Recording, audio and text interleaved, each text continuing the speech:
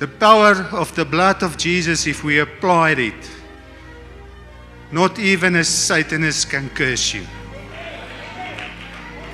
And we need to understand that. We need to get that knowledge because we need it to step into our destiny as sons and daughters of God. Amen. Because of a lack of knowledge and revelation of the meaning of the blood of Jesus,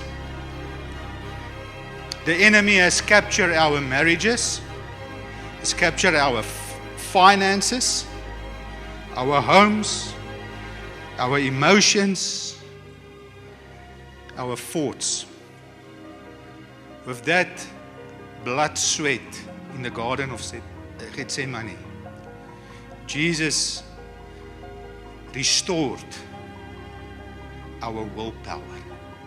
He restored the willpower to set us free so that we can do the good work God planned us to do and to step into our ordained destiny and become what God wants us to become.